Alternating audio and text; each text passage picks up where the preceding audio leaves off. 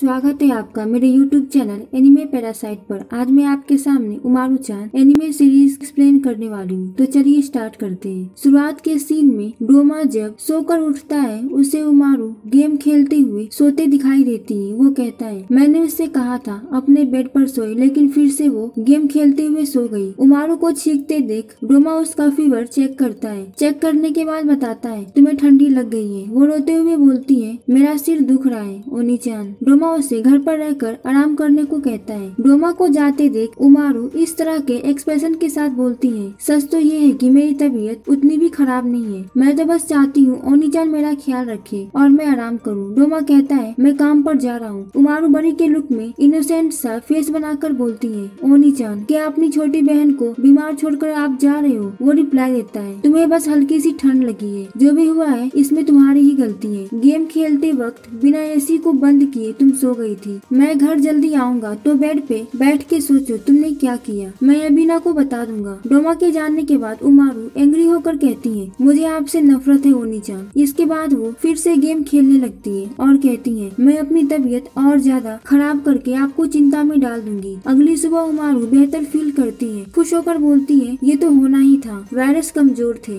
ये सब एक दिन में ही मर गए। मैं अपना सॉन्ग गाती हूँ जो मुझे अच्छे से याद नहीं है। उसके गाने की आवाज सुनकर डोमा की आंख खुलती है। सिर पकड़े बोलता है मेरा सर दुख रहा है। वो अपना टेम्परेचर चेक करता है और कहता है फीवर है। उमारू तुरंत बड़ी के लुक में आ जाती है और फोन लगाते हुए बोलती है मैं डोमा ताए की बहन हूँ, मेरे भाई को फीवर आ गया है। उसकी बात सुनने के बाद डोमा उमारू पर चिल्लाते हुए पूछता है तुमने मेरे ऑफिस में कॉल लगाया? वो बताती है हाँ आपको ठंड लगी है तो आप आराम करिए। तुम फिर से कोई अफवाह मत फैला देना, फोन दो मैं खुद बात करता हूँ। उमारू पूछती है फिर से आप कहना क्या चाहते हैं? वैसे आप लकी हैं, स्कूल की एनिवर्सरी की वजह से आज मेरी छुट्टी है। मैं आपका ध्यान अच्छे से रखूंगी तो मैं खरीदारी करने जा रही हूँ। डोमा मन में कहता है उसके दिमाग में चल क्या रहा है। मॉल में उमारू स्माइल के साथ मन में कहती है ओनी-चान आप फिक्र मत करो, मैं अच्छे से आपका ख्याल रखूंगी और मैं उसके लिए सपाटा यूज करूंगी। जोरों से हंसते हुए बोलती है आपने मुझे ठंडे में अकेला छोड़ दिया था, अब आप भुगतिए। मैंने सुना है ठंड में पसीना आए तो अच्छा होता है। पहले मैं आपको सूप दूंगी बहुत सारे तबास्को के साथ हरे प्याज। मैंने सुना है कि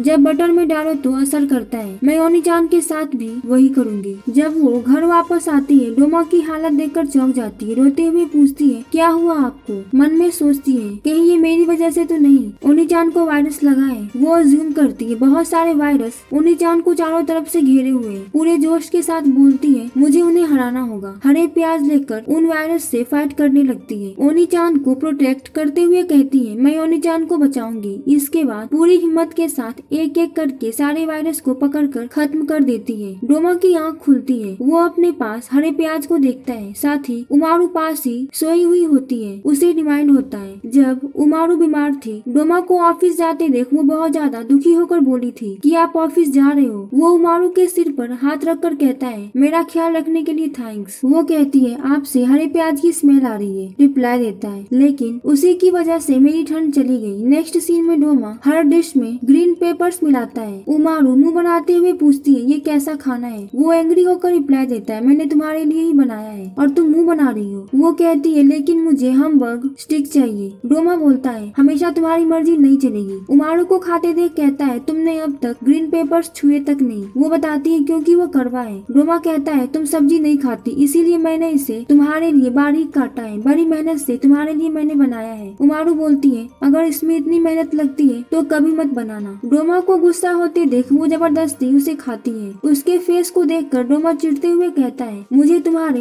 ड्रामे से फर्क नहीं पड़ेगा जब तक तुम इसे खाओगी नहीं। उमारू के ना खाने पर उसे फ्रिज में रख देता है। अगली सुबह डोमा उमारू का लंच बनाकर देता है। वो पूछती है ओनी-चान आप इसमें ग्रीन पेपर्स तो नहीं मिलाए है ना? उसे लंच सूंघते देख वो चिल्लाते हुए कहता है सूंघना बंद करो और जाओ। स्कूल में लंच पीरियड का सीन दिखाया जाता है। उमारू एबिना से पूछती है तुम रोज घर पर खाना बनाती हो, इतनी सुबह बनाना मुश्किल होता होगा ना? एबिना पूछती है लेकिन तुम्हारे लिए भी तो मुश्किल होता होगा है ना? उमारू रिप्लाई देती है ओनी-चान तो खाना चुन चुन के खाते हैं तो उनके लिए बनाना मुश्किल होता है। एबिना इम्प्रेस होकर पूछती है वाह तुम अपने भाई के लिए भी खाना बनाती हो? उमारू रिप्लाई देती है हाँ कोई बड़ी बात नहीं है। उमारू की बातों को मोतबा भी सुन रही होती है। वो मन में बोलती है मुझे तो मेरे लिए भी खाना बनाना मुश्किल होता होता है। उमारू आगे एबिना से कहती है, वैसे ये इतना भी डिफिकल्ट नहीं है, जैसे एक के लिए बनाते हैं वैसे ही दो के लिए भी बनाया जा सकता है। मोटोबा उनकी बातों को बहुत ध्यान से सुन रही होती है। लंच बॉक्स खोलने पर हमबर्ग स्टिक में ग्रीन पेपर्स मिला दिखाई देता है। वो अपना मुंह बना लेती है। एबिना उसकी लंच को देखकर बोलती है, हमबर्ग स्टिक, वो भी ग्रीन पेपर्स के साथ। उमारू बोलती है, हाँ, ओनी-चान को ग्रीन पेपर्स बिल्कुल पसंद नहीं है। एबिना कहती है, तुम कमाल हो, हमबर्ग स्टिक ग्रीन पेपर्स के साथ बनाने में बहुत मेहनत लगती है। एबिना कहती है, तुम्हारे ओनी-चान बहुत खुश होंगे। उसकी बातों को सुनने के बाद उमारू को एहसास होता है कि ओनी-चान ने ये बनाने में उसके लिए कितनी मेहनत की है। शाम को डोमा जब घर आता है, उमारू उसके ऊपर कूदकर परेशान करने लगती है। जमीन पर लौटते हुए पूछती है, आज मेरे खाने में ग्रीन पेपर्स थे। डोमा मन में कहता है, मेरे ख्याल से हमबर्ग स्टिक भी काम नहीं आया। वो कहता है, उसे बनाने में मेहनत तो लगी। रिप्लाई देती है, मैं जानती हूँ, अब मुझे ग्रीन पेपर्स चलेगा, हल्के फ्राई किए हुए। डोमा उससे पूछता है, तुम ठीक तो हो? क्या कुछ उल्टा सीधा खा लिया है? वो ऐसे फेस बनाती है। अगले सीन में उमारू टीवी देखते हुए मस्ती कर रही होती है। कोला का ढक्कन खुला होता है। उसके धक्के से वो पलट जाता है। उसे गिरने से बचाने के लिए वो बड़ी के लुक में आ जाती है। इसके बावजूद कोला नीचे गिर जाता है। छोटी के लुक में बोलती है, सारा कोला बर्बाद हो गया, ये डेस्क के अंदर भी चला गया। डेस्क के अंदर पहुंचते वक्त एक डिवाइस मिलता है। वो बाहर निकलकर बोलती है, ये क्या है और अंदर क्या कर रहा है? इसमें बहुत सी लाइट है। अचानक से वो चौंक जाती है। कंप्यूटर पर नेट चेक करती है। नो इंटरनेट कनेक्शन लिख कर आता है। जोरों से चिल्लाते हुए बोलती है, ओ नहीं, ये तो इंटरनेट से जुड़ा था। परेशान होकर रोते हुए कहती है, अब मैं क्या करूँ? अब मैं इंटरनेट का यूज नहीं कर सकती हूँ। अचानक से खुश होकर बोलती है, मुझे पता है, यापू पर इसका जवाब मिल जाएगा। सर्च करने पर कनेक्शन एरर बताता है। वो चौंकते हुए बोलती है, बिना नेट के मैं नहीं देख सकती हूँ। स्माइल के साथ कहती है, मैं अपनी टैबलेट इस्तेमाल करती हूँ। रोते हुए कहती है, ये वाईफाई मॉडल है। इसका मतलब ये था कि वो अपना टैबलेट भी नहीं चला सकती थी। सैड होते हुए बोलती है, बिना नेट के मैं दुनिया से नहीं जुड़ सकती। खुद को शांत करने के लिए गेम खेलती हूँ। वो भी उसके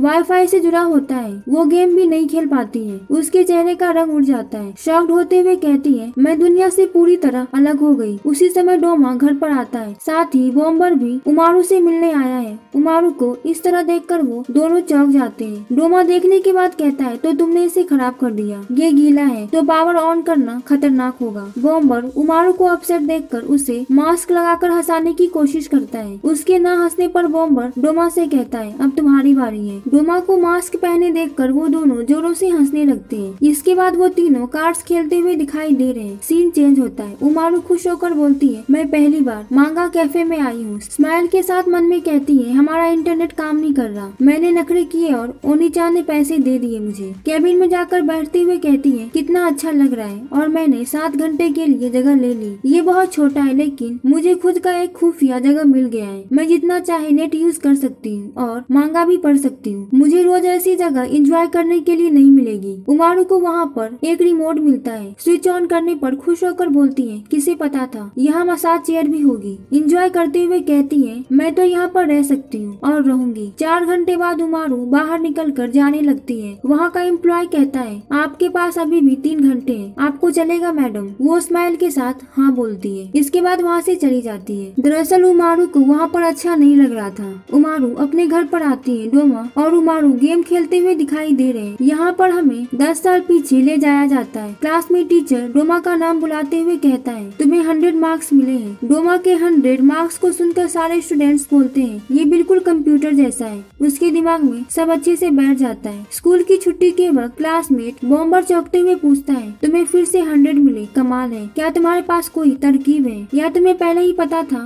कि कौन सा सवाल आने वाला है? वो रिप्लाई देता है, नहीं, इस बार मैथ सच में सिंपल था, बस यही वजह है। बॉम्बर कहता है, लेकिन मुझे तो 15 मिले। कानाऊ डोमा से पूछती है, टेस्ट खत्म हो गए तो क्यों ना बाहर घूमने चले? बॉम्बर कहता है, तो एक रेड में चले जो स्टेशन के पास अभी खुला है। कानाऊ बोलती है, मैं पहली बार एक रेड में आई हूँ। प्राइस को देखकर डोमा कहता है, एक बिल्ली, ये कितनी क्यूट है। कानाऊ कहती है, चलो इसे ले। बॉम्बर प्राइस जीतने की कोशिश करता है पर उससे नहीं होता, जिसकी वजह से वो चिढ़ जाता है। कानाऊ भी कोशिश करती है पर वो भी नहीं कर पाती है। बॉम्बर द्वारा मजाक उड़ाने पर उसे जोरों का थप्पड़ मार देती है। वो दोनों एक दूसरे से काफी बुरी तरह से लड़ रहे थे। डोमा उन्हें देख रहा होता है। डोमा अपने ट्रिक से उस टॉय को जीत जाता है और उनसे कहता है, ये तो 3 है, चलो आपस में बांट ले। वो दोनों बहुत खुश हो जाते हैं। अगले सीन में डोमा घर पर दिखाई दे रहा है। उमारू छोटी बच्ची के रूप में दिखाई दे रही है। उमारू पूछती है ये क्या है ओनी-चान। वो बताता है मेरे पास तुम्हारे लिए कुछ खास है। बिल्ली को देखकर उमारू खुश हो जाती है। प्रेजेंट का व्यू दिखाया जाता है। उमारू डोमा से कहती है ओनी-चान मुझे और प्राइजेस मिले। डोमा चौंकते हुए कहता है ये तो बहुत सारे हैं। उसमें डोमा द्वारा दिया हुआ बिल्ली भी रखा होता है।